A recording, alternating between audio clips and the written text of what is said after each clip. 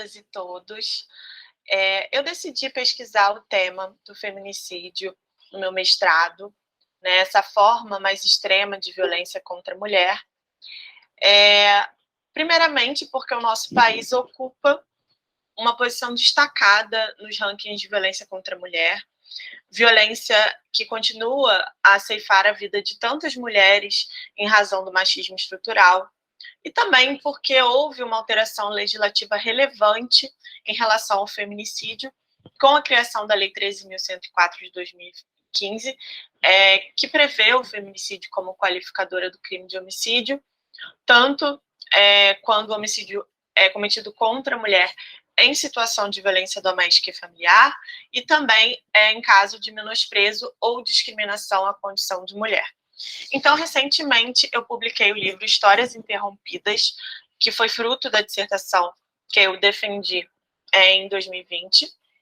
E o feminicídio, né, é muitas vezes o ponto final de um contínuo de violências que as mulheres sofrem ao longo de suas vidas.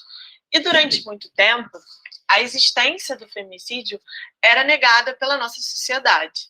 Então, os feminicídios, eles não eram vistos como uma expressão habitual da violência masculina, mas sim, muitas vezes, como episódios isolados, cometidos por homens psicopatas ou homens que matavam por amor.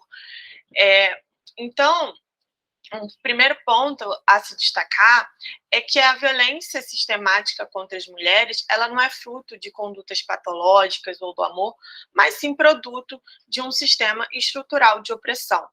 E nesse contexto, a culpabilização da vítima, da mulher, era muito recorrente, né, com a transferência da responsabilidade da morte para a própria vítima, que acabava sendo considerada inadequada, provocativa.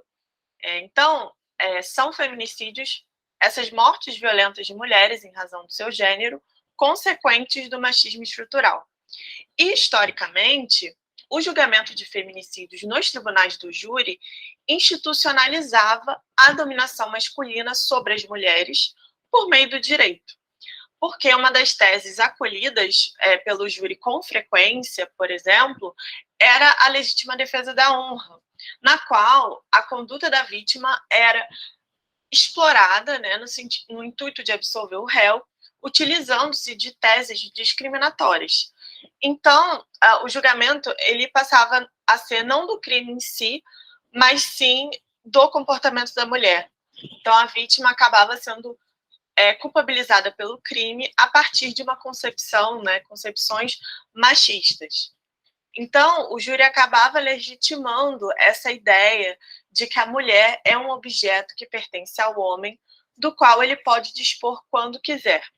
Assim, por meio da morte violenta, o homem estaria exercendo o direito de posse ilimitado que julga ter sobre a mulher e demonstrando isso para a sociedade.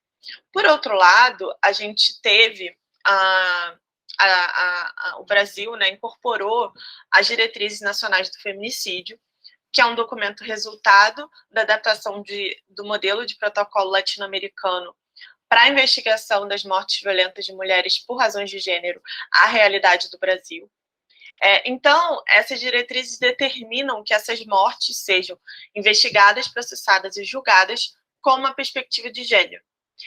E para que essas razões de gênero sejam demonstradas na investigação e no processo judicial, seria necessário, então, uma modificação do olhar dos agentes do Estado, uma modificação da atuação estatal.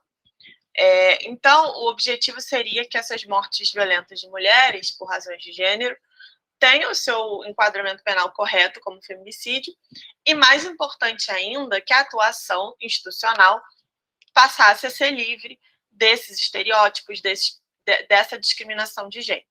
Então, evitar que depois da violência que a mulher já sofreu, ela sofra uma violência também institucional.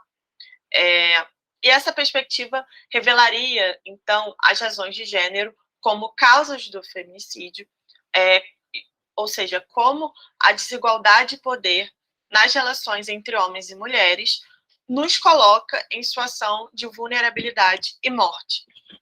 Portanto, a minha pergunta de pesquisa foi: houve a incorporação dessa perspectiva de gênero no âmbito dos tribunais do júri da capital do Rio de Janeiro.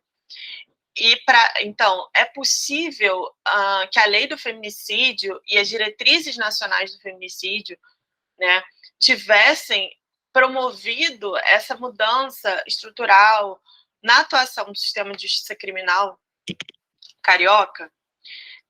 Então, para responder a essa pergunta de pesquisa, eu analisei 31 processos de feminicídios da capital do estado do Rio de Janeiro, cometidos entre os anos de 2015 a 2017, e obtive as seguintes conclusões.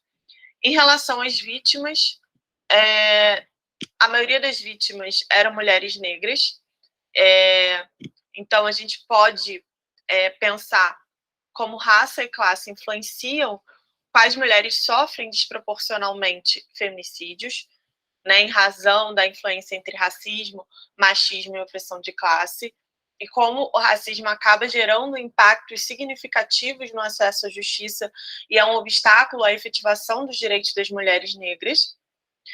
E eu também analisei, né, porque essas mortes violentas de mulheres seriam feminicídios.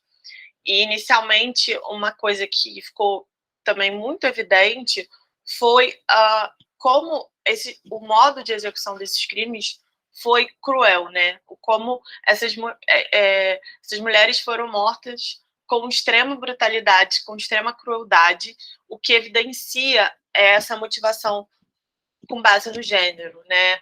Porque evidencia essa intenção de provocar dor e sofrimento na vítima por raiva, desprezo, desejo de controle, enfim.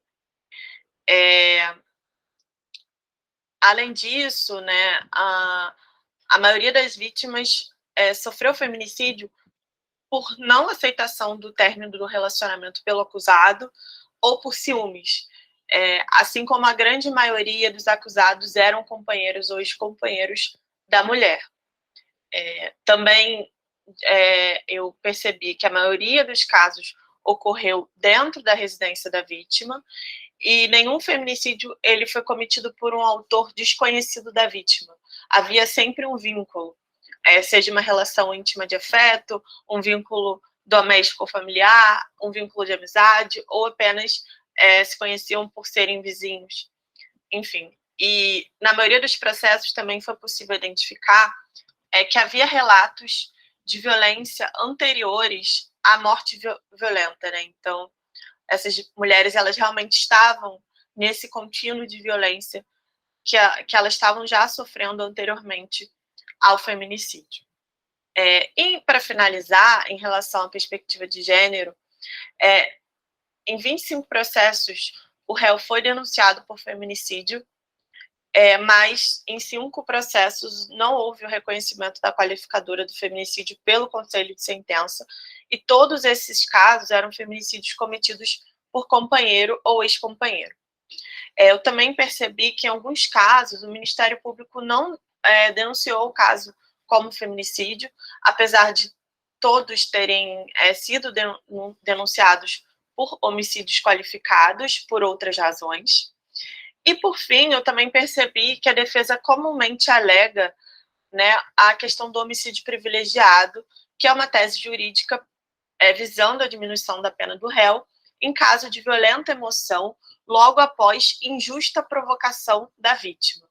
E o que eu percebi é que alguns dos argumentos discriminatórios usados anteriormente para justificar a legítima defesa da honra acabaram migrando para essa outra tese jurídica, visando aí a diminuição da pena do réu com base na culpabilização da vítima.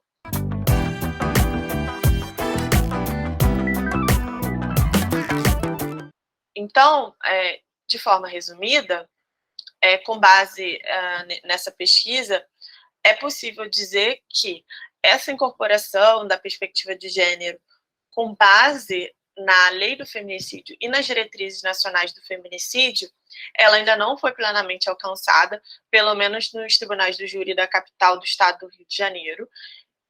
E, por fim, eu queria agradecer e deixar o convite para todas e todos que queiram conhecer mais a fundo a pesquisa a partir do livro, a partir da leitura do livro Histórias Interrompidas. Muito obrigada.